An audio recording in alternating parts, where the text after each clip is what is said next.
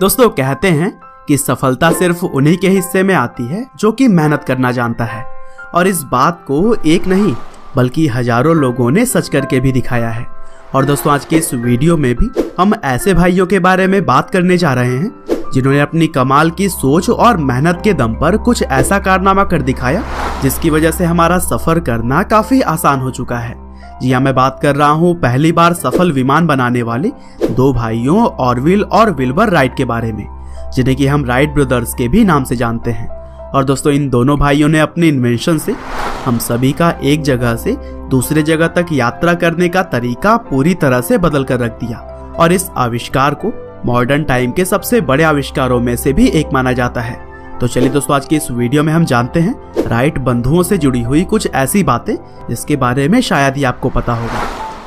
तो दोस्तों इस कहानी की शुरुआत होती है 1867 में, जब विल्बर राइट और 1871 में ऑरविल राइट का जन्म हुआ था। उनके पिता का नाम मिल्टन राइट था जो कि एक पादरी थे। और दोस्तों अगर दोनों भाइयों की हम बात करें तो वह स्वभाव में बचपन से ही काफी अलग थे।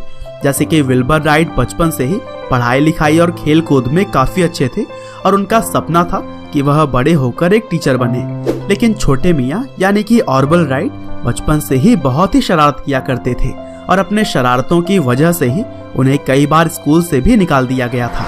और दोस्तों एक बार राइट ब्रदर्स के पिताजी ने उन्हें 1878 में एक टॉय हेलीकॉप्टर ला कर दिया, और यह पहला मौका था जब दोनों भाइयों ने किसी फ्लाइंग डिवाइस या फिर कह ले कि टॉय को पहली बार देखा था।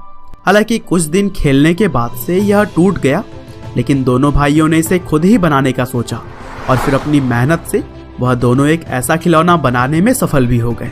और दोस्तों एक तरह यही से दोनों भाइयों के मन में उड़ता हुआ कोई चीज बनाने की चाह पैदा हो गई। हालांकि एक एलिमेंट्री स्कूल से अपनी पढ़ाई पूरी करने के बाद ऑरविल ने हाई स्कूल में एडमिशन ले लिया, लेकिन उन्होंने कुछ समय में ही प्रिंटिंग बिजनेस में हाथ आजमाने के लिए स्कूल की पढ़ाई छोड़ दी। और दूसरे भाई विल्बर को भी एक दिन आइस हॉकी खेलते हुए काफी गंभीर चोट का सामना करना पड़ा, और इस चोट ने उन्हें फिजिकली दुख तो पहुंचाया ही था, लेकिन साथ ही साथ उन्हें मेंटली भी काफी नुकसान हुआ। और इस घटना के बाद वह अपने सभी सपनों को त्याग करके भाई के साथ ही प्रिंटिंग बिजनेस में हाथ बटाने लगे। और दोस्तों 1889 में वेस्ट साइड न्यूज नाम से दोनों भाइयों ने वीकली न्यूज़पेपर पब्लिश करने का काम किया। हालांकि आगे चलकर इस बिजनेस में उन्हें काफी नुकसान झेलना पड़ा, जिसकी वजह से वह न्यूज़पेपर बंद करके कॉमर्शियल प्रिंटिंग पर फोकस करने लगे। लेकिन यहाँ पर भी घाटे में जाने के बाद उन्होंने प्रिंटिंग प्रेस का बिजनेस बंद करके साइकिल बेचने और बनाने वाली दुकान खोली।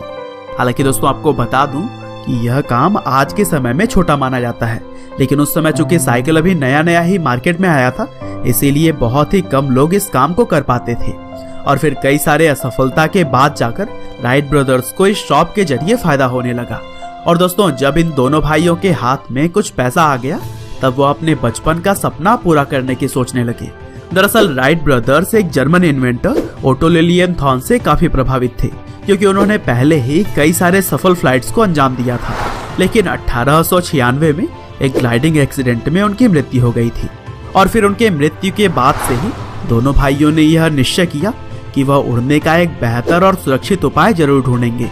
और इसी लक्ष्य को ही दिमाग में लिए दोनों ने एरोनॉटिक्स फील्ड के अलग अलग इन्वेंटर्स के रिसर्च को पढ़ना शुरू किया। और फिर सब कुछ जानने के बाद राइट ब्रदर्स ने 1900 और 1902 के बीच कुल 3 ग्लाइडर्स बनाए, जिसमें पहला ग्लाइडर सिर्फ एक आदमी को ही ले जाने में सक्षम था, लेकिन उसके बाद के 2 ग्लाइडर पहले वाले से काफी एडवांस थे। और फिर कई सालों के कड़ी मेहनत और अनगिनत टेस्ट के बाद दिसंबर 1903 में पहली बार राइट ब्रदर्स ने एक सफल पावर्ड एयरक्राफ्ट बनाया। और फिर राइट ब्रदर्स के इस एयरक्राफ्ट ने 59 सेकंड की सबसे लंबी उड़ान भरी, और इस दौरान प्लेन ने 852 फीट की ऊंचाई भी तय की थी।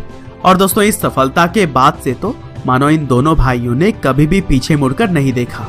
और फिर आगे चलकर कुछ बदलाव करने के बाद जब उनकी एयरक्राफ्ट पूरी तरह से रिस्क फ्री हो गई, तब उन्होंने अपने प्लेन को यूएस मिलिट्री को $30,000 में बेच दिया था।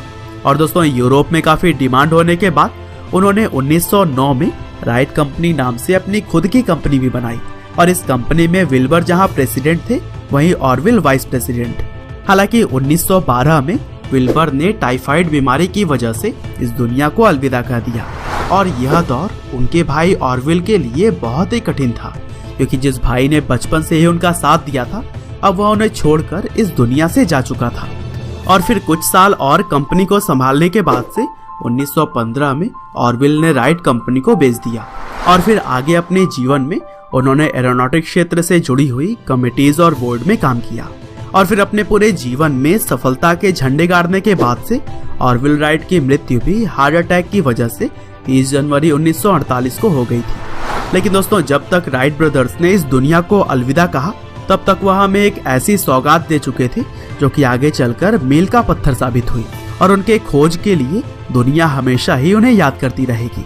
उम्मीद करते हैं कि राइट ब्रदर्स की यह कहानी आपको जरूर ही पसंद आई होगी। आपका बहुमूल्य समय देने के लिए बहुत बहुत धन्यवाद।